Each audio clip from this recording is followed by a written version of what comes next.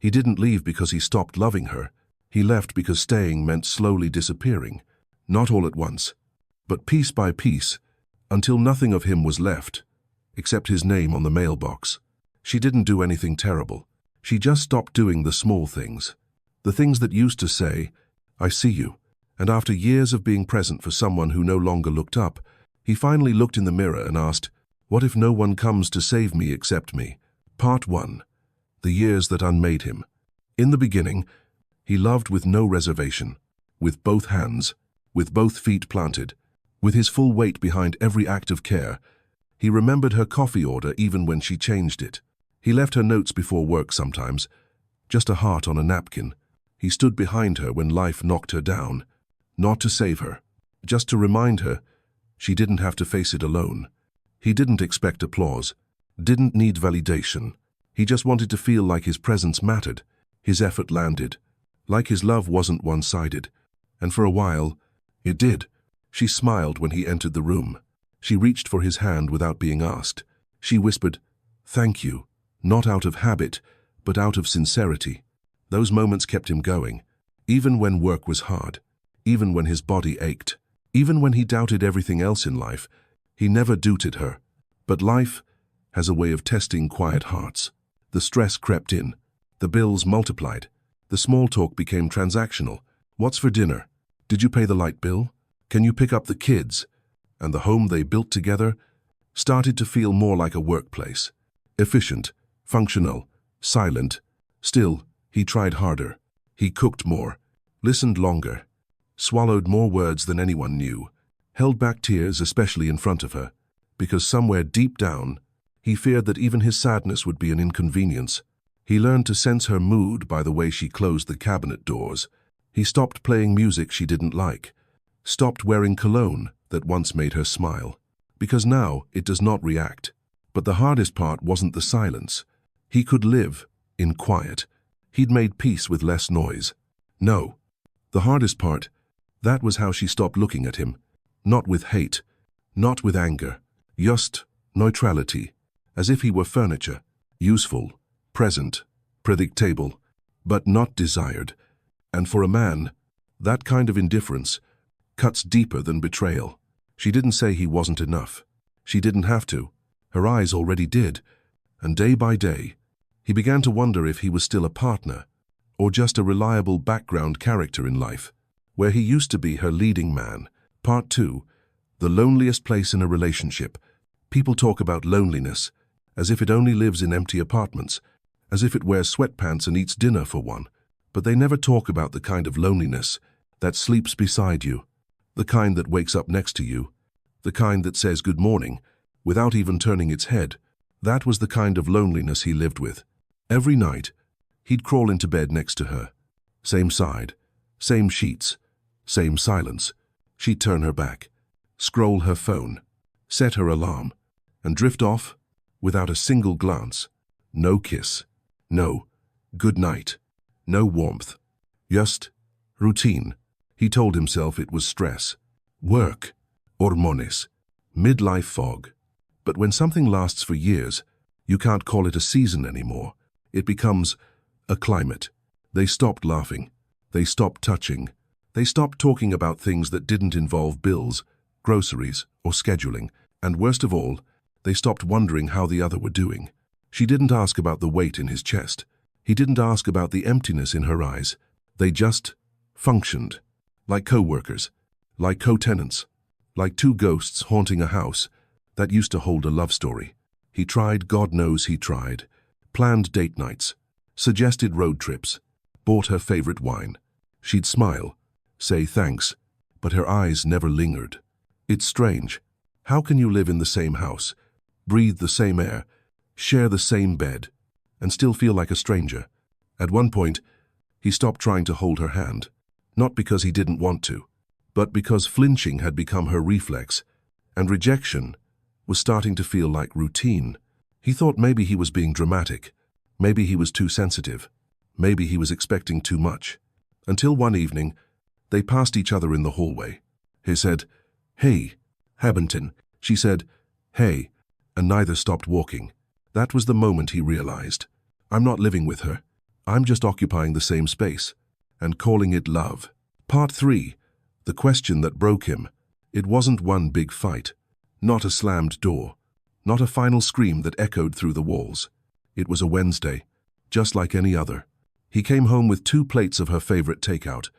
Thai food, extra basil, no spice, just how she liked it. He texted, "I brought dinner." No reply. He set the table, lit a candle, even turned on that playlist she used to hum along to. An hour passed. Still, no sound. Finally a message, just 5 words. "Don't wait up. Out tonight." No apology. No warmth. Not even a love you. He stared at the screen, not with anger, but with a quiet ache, the kind of ache you don't yell about. You just absorb. He put her plate in the fridge, Saturday down across from an empty chair, and opened a beer he didn't really want. And that's when it hit him. Not like thunder, not like lightning, but like a whisper that kept repeating the same question in his head over and over again. If I disappeared tonight, would she miss me? Or just the things I do? Would she miss the man? Or the mechanic? The provider? The quiet driver who never forgot to fill the gas tank? Would she miss his voice? Or just the fact that he always picked up the phone? Would she cry? Or simply feel inconvenience? And for the first time, he realized something terrifying. I don't think she knows who I am anymore, because I don't think I do either. He didn't cry that night.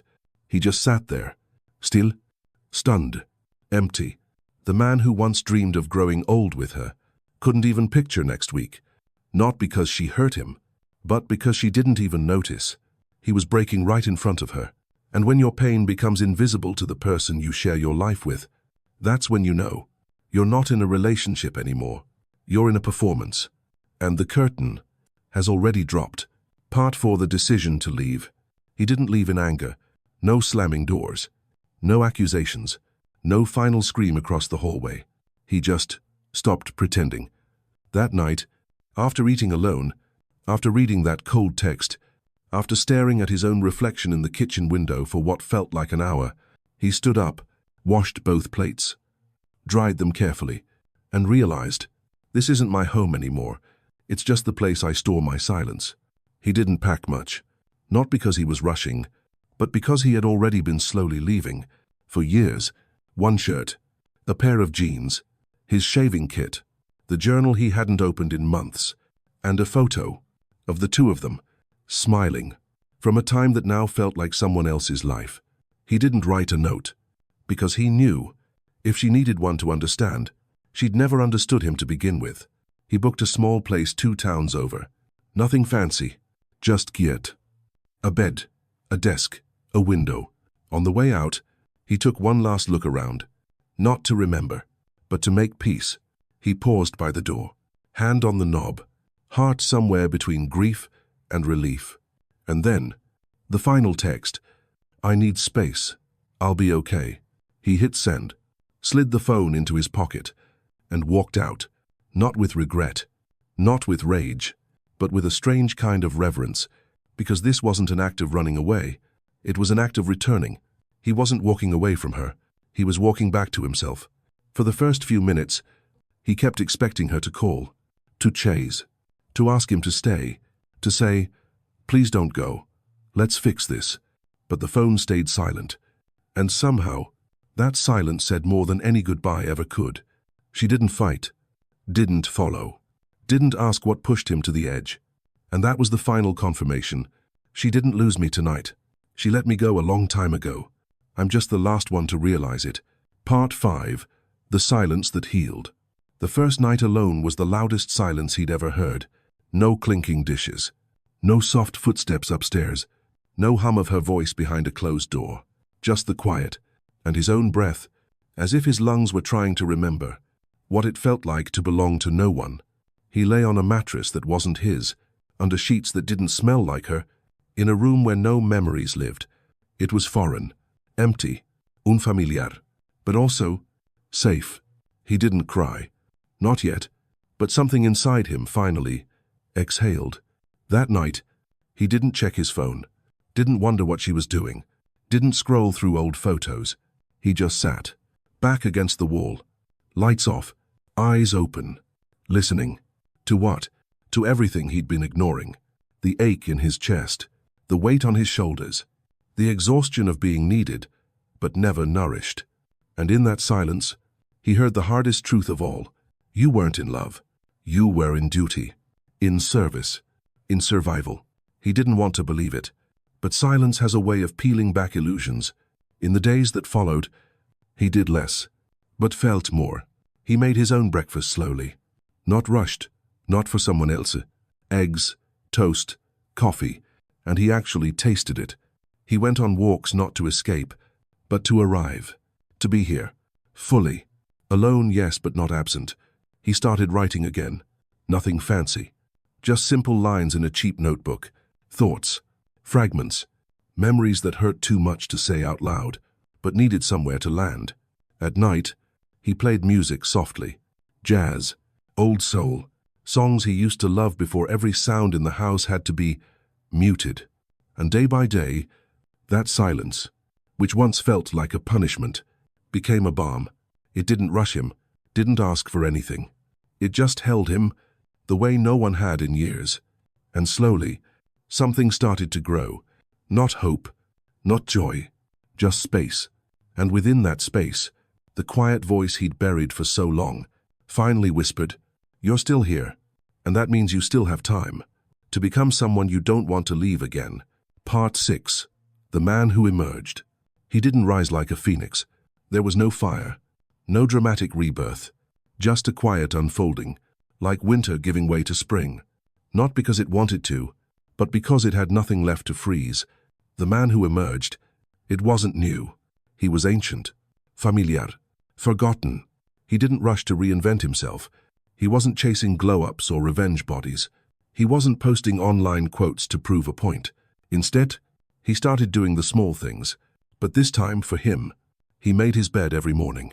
Not out of discipline, but as a quiet declaration, "This space is mine now, and I will honor it." He lit a candle at night, not for mood, but to remind himself, "I deserve light, even in solitude." He no longer walked with his head down, not because he was proud, but because he wasn't hiding anymore. He took himself out to dinner, Saturday by the window, ordered what he liked without compromise, savored every bite. Not because it was special, but because he was. He read again, books with spine and soul. He underlined phrases that felt like echoes. You cannot heal in the same place you were erased. He began to notice things again. The curve of trees, the way sunlight slipped between curtains, the taste of clean water after a long walk. And when people asked, "Are you okay now?" he didn't say, "Yes." He said, "I'm not the man I used to be," and that's the best part. He no longer over-explained, didn't argue to be understood, didn't beg to be believed.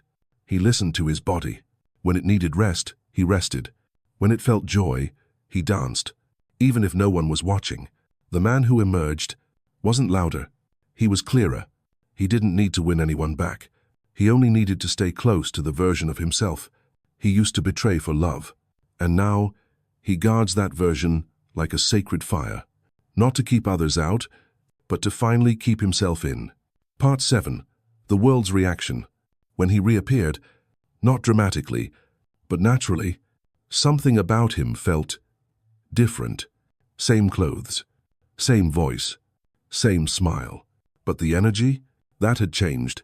He no longer leaned in when others withdrew, no longer tried to fill awkward silences, no longer offered explanations for the boundaries he kept. And the world didn't quite know what to do with him. Some friends said, "You've changed." He smiled, because yes, he had, but not in the way they meant. He wasn't colder. He was just less accessible. Not because he didn't care, but because he finally cared enough about himself. Family asked, "Are you okay?" Not out of concern, but because he stopped attending every gathering. That drained him more than it fed him. He showed up less, spoke less, agreed less.